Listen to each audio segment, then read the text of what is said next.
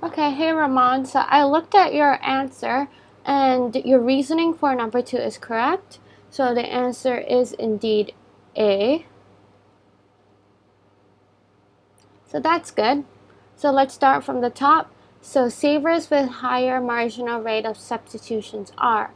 So I think the reasoning behind this, what does it mean to have a high marginal rate of substitution? So which means this saver, let's say he has apples and oranges because it's simple. He's willing to give up a lot of unit of good X for another unit of good Y. So maybe he's willing to give up 10 units of good apple for another unit of orange. That's what it means to have a high marginal rate of substitution. And this portrays that this saver is impatient here because he wants the orange desperately. That's why he's willing to give up 10 apples for it. So that's what it means by having high marginal rate of substitution. So hopefully this is a very theory-based question, so trying to solve it algebraically may have confused you in the beginning. So let's go with number 3 now. This is a little bit, you need to plug in numbers and play with it a bit. So it says Iwei has income of $10 and pays $2 for good X and $4 for good Y.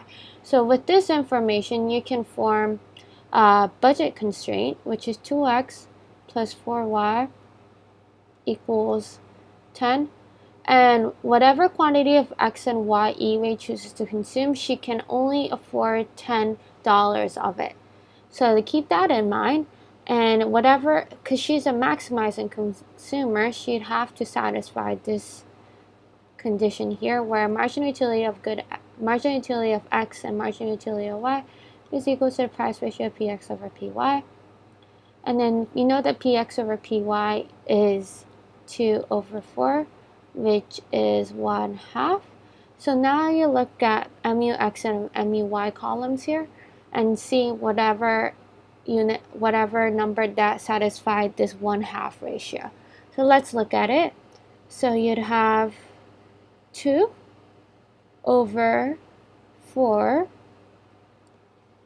2 over 4 is 1/2.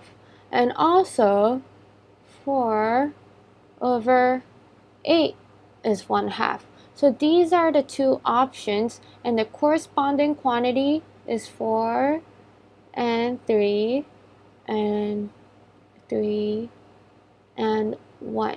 So now you have two options left, so you have to plug it into the budget constraint to see whether Iwei can afford it or not. So let's start with this pair here, the bottom pair. So you have price of 2 times X here, which is 4, plus 4 times 3 here, which is 8, plus 12, which is 20. And she can't afford that because that's outside of her income of $10. So let's plug in here, the second pair. So 2 times 3 plus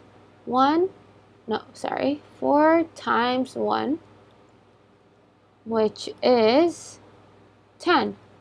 And if you look at it, she can't afford that.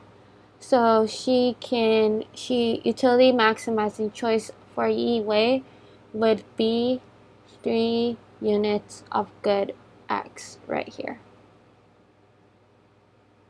So that would be B. And maximum, so let's look at number 4. The maximum fee that Iwei would pay to join a price of a club where a good Y is only $1 is equal to. So this is kind of similar to question number 3, but it kind of builds off of that. So now let me change the color here. So you start with the same maximizing condition, MUX over MUY. And the price ratio here, because it changed to $1, you'll have 2 over 1, which is 2. So now you have to look for a ratio that equals 2. So let's see. So MUY is always smaller than MUX, and 4 over 2 is indeed 2, and also 8 over 4 is also 2. Now you're down to these two pairs, and let's try to plug it in. So 2 times the bottom pair here, so that is 3, plus, so now the price of good Y is 1. So 1 times 4, which is 6 plus 4, 10. Yes, she can afford that. Now let's also consider the top pair too. So it's 2 times 1. So here, the margin utility of good X corresponds to the quantity of good X of 1, plus 1 times 3, which is 5. So she can afford both bundles. So the question here is maximum fee that Eway is willing to pay. Oh yeah, sure, she can afford both pairs, but now you have to pay attention to total utility of these goods.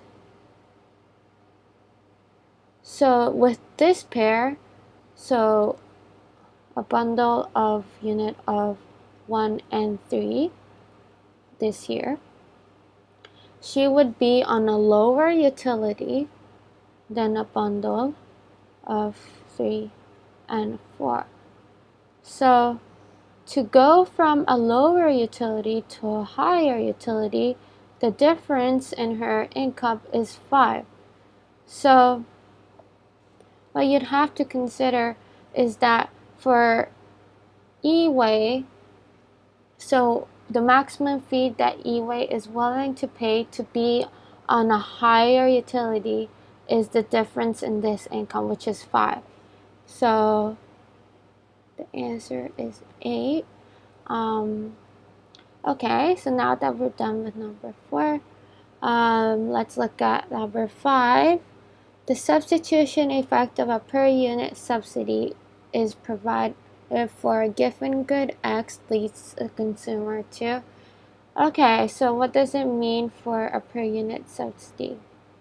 So from a consumer's perspective, when there is a per unit subsidy, whatever price of good that you're looking at, so this is good X, it would go down because it is subsidized by the government. So a tax would increase the good price of good X, but a subsidy would decrease the price of good X. So a rational consumer here would buy more quantity of good X and substitute away from good Y. So the answer here is C. So hopefully this helps. I challenge you to try doing this again before the exam, or look at it again and answer it yourself, because this is a good practice as well. Hopefully this helped. Let me know if you have any further questions.